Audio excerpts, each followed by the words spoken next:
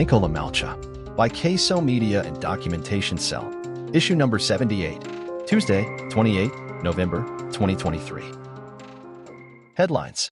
Can't keep the pot boiling over dead bodies. Supreme Court issues directions for dignified cremation/burial of Manipur violence victims. For lodged against Silchar-based writer over book on Manipur violence. Can any CSOS prohibit fundamental rights to peaceful protest? Cross-border terrorism. Absconding Manipur's Mayday militant killed in Myanmar. Open letter. I was consumed by rage, but as time has passed, I have forgiven everyone. The story of a kooky man. Thingkho Le Malcha. Relief Center update. B. Vainam KBC Relief Center.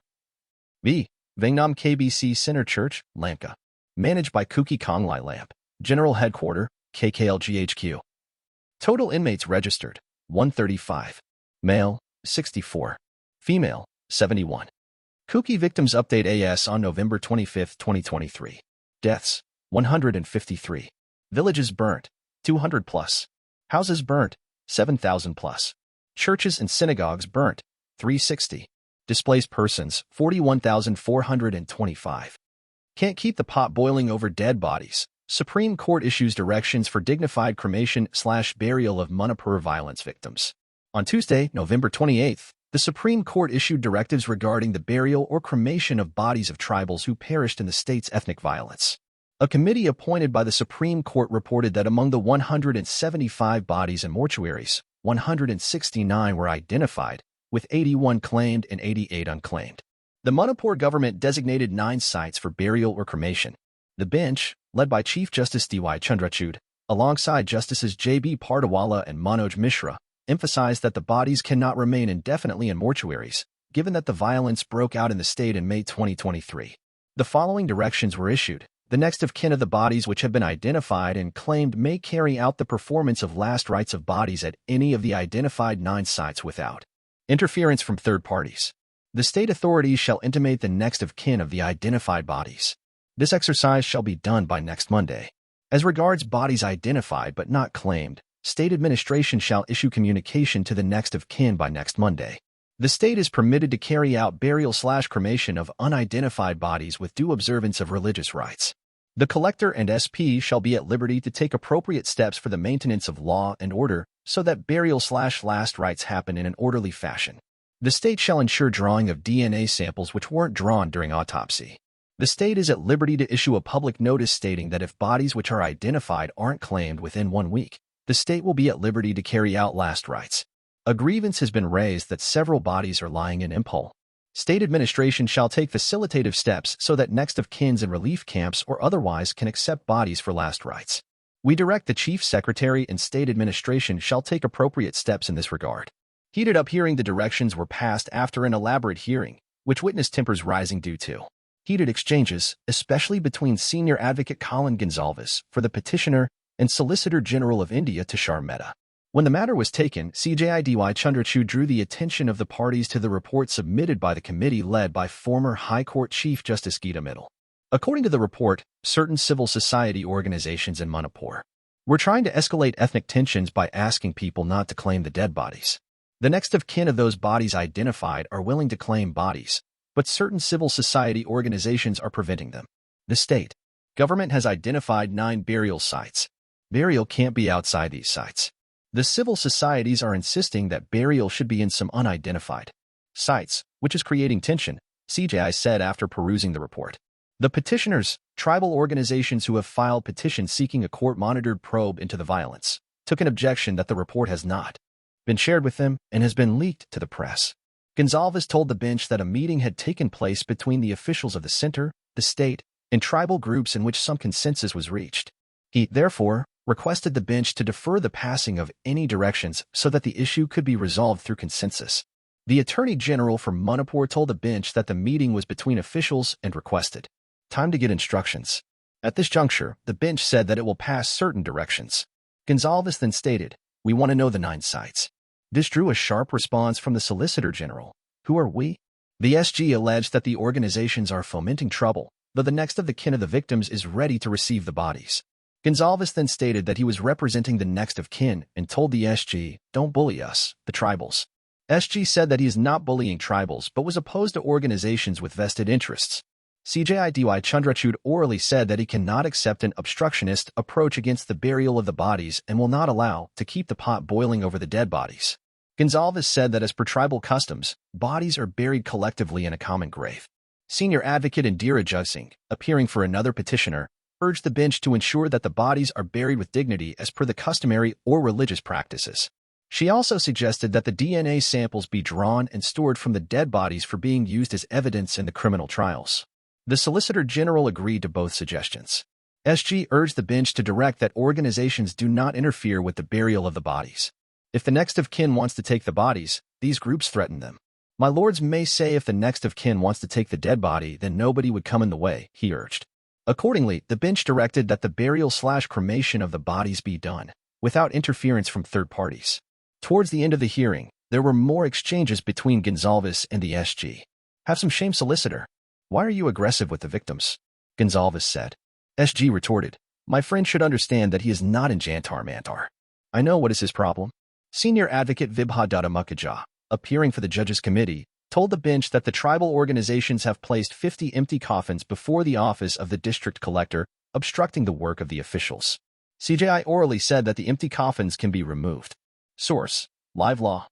For lodged against Silchar-based writer over book on Manipur violence. A case has been registered against a Silchar-based writer on charges of promoting enmity between groups through his book Manipur Files, which is based on the ethnic violence in the northeastern state, police said on November 28. The FIR was lodged at Porumput Police Station in Imphal East District on November 25 by Kangli Pak Kamba Lup, KKL, youth leader Lwankiu, Ngamki Ngakpa, who alleged that the writer chronicled the violence in a biased manner by narrating only one side of the conflict. The case was filed against writer Pranavananda Das.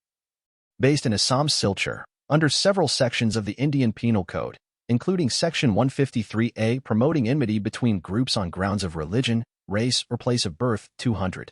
Using as true such declaration knowing it to be false, and 295, injuring or defiling place of worship with intent to insult the religion of any class. Mr. Das was also booked under Section 505 statements conducing to public mischief for 199, defamation, and 120B criminal conspiracy with common intention of the IPC.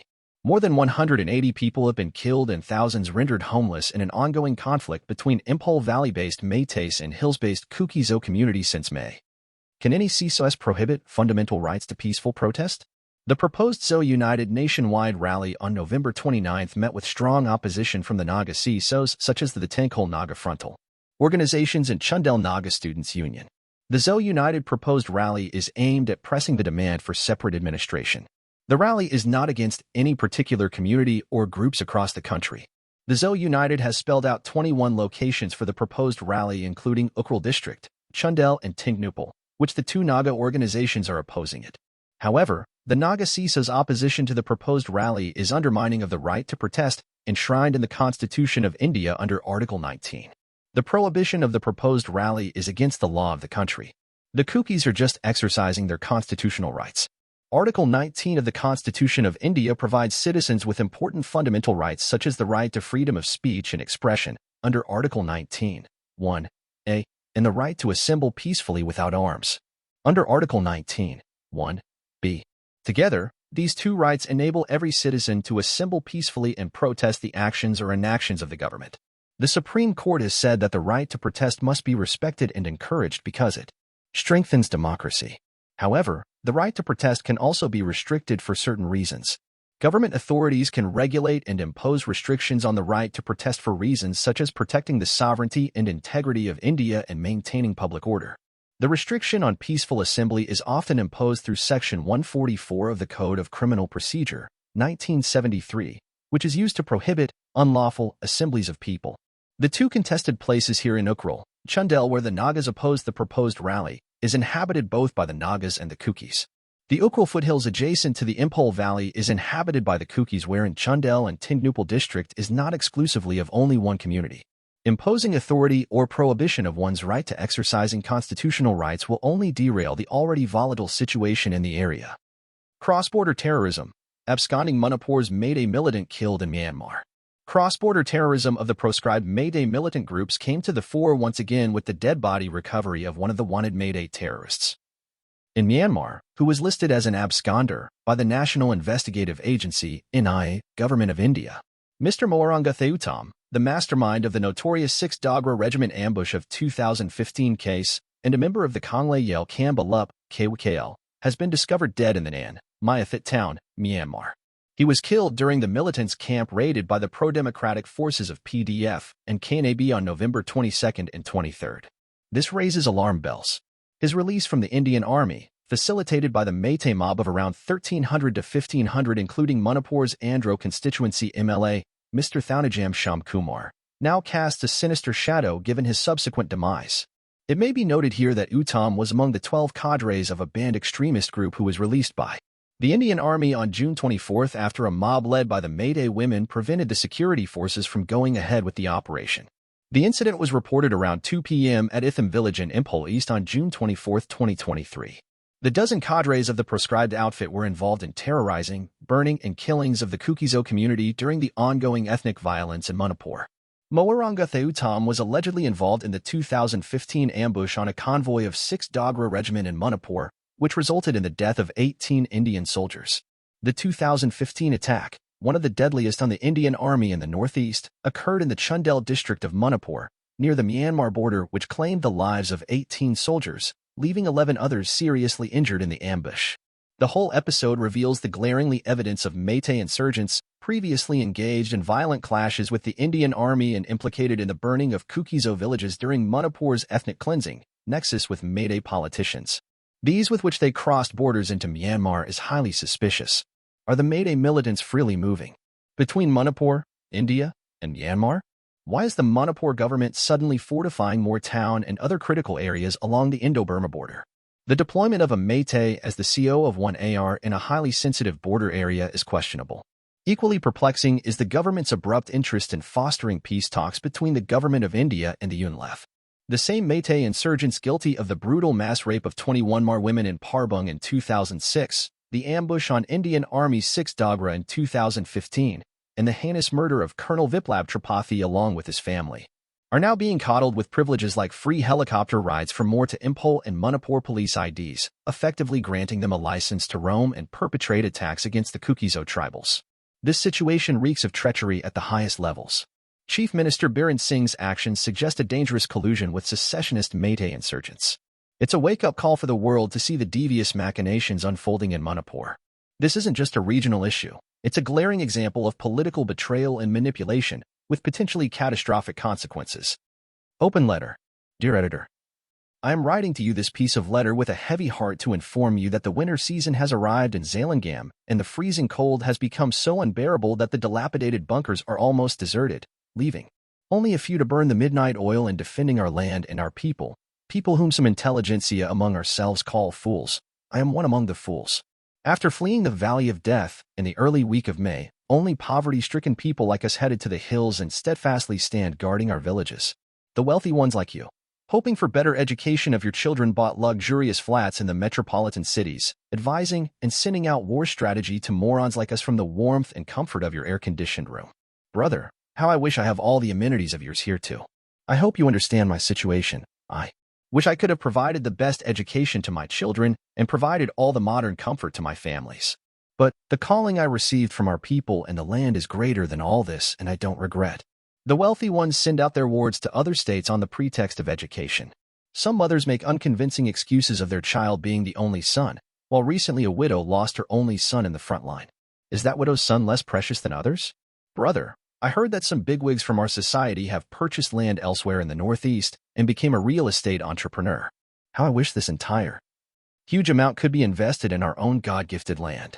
All the white-collar service personnel from our society have abandoned our land and enjoyed their life somewhere else, having a good time with their families, opting for a more luxurious posting. Many youths on the pretext of earning income for their families have engaged themselves in merrymaking, nonchalantly ignoring a war-like situation back home. The people back home have opted for no celebration of Christmas, while some prominent religious institutes of our people have even started celebrating Advent Christmas. All those investments in Impole, had it been done in our land, the serviceability at this moment will be huge. Hospitals, office buildings, religious buildings, and all those modern residential buildings would have beautified our land immensely. And still now, we are here exploring all our wealth to beautify someone's land again. Painful it is. When Israel is at war, the Israelites from all corners of the world headed back to their land, while ours with them is topsy-turvy. Even the who's who of our society and the CISOs are the first to send their wards outside, leaving all the poor and vulnerable like us to defend our villages. Brother, I have no more words to express how I am deeply moved by the sacrifice of our frontline heroes, defending our land and its people day and night, braving the chilling winter amidst a life of uncertainty from enemy's attack. Sorry, brother, I haven't written more, but the weather is against me. You can't ride it out here when the enemy footsteps are approaching. I love you all with my heart. With love from Lewin Kuki. Tagging post, Zalingam.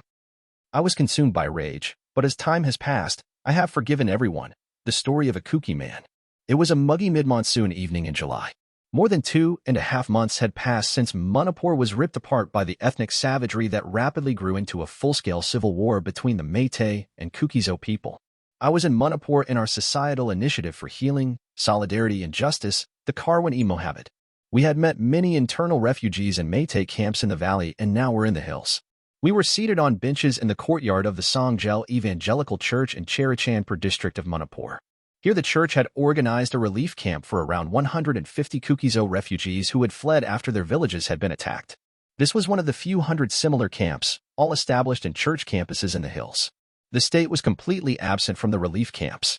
An uncompromising border, guarded by a succession of checkposts of both military and civilian militias, had been established between the Impol Valley and the hills. It was dangerous for the Kukizo people to travel to the valley as it was for the Meitei people to journey to the hills. In the Songjel Church Relief Camp, we met a young man in his early 20s, Thungaboi Singsit. Pastor Himkamang Haokip translated as he spoke. Thungaboi's speech was halting because he was still to recover from the many blows with iron rods that a mob had pounded on his head. What he told us was an extraordinary story of near death and resurrection, of hate and forgiveness. I record this in his own words. I am finding it difficult to put my thoughts together into words. I was injured too much. I was unconscious for too long. I was born and raised in a village Kangchupgajlang, which lies some 15 kilometers from Impol, in the foothills between the Impol Valley and the surrounding hills. My village was small, with mostly Kuki residents, but we were surrounded by many Meitei villages. I studied in a Meitei school in village Singda not far from my own village.